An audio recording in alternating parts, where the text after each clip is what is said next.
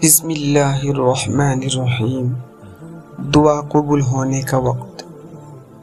رسول اللہ صلی اللہ علیہ وسلم نے ارشاد فرمایا، جب اذان کہی جاتی ہے تو آسمان کے دروازے کھول دیے جاتے ہیں اور دعا قبول ہوتی ہے، اور جب اقامت کا وقت ہوتا ہے تو دعا رد نہیں کی جاتی۔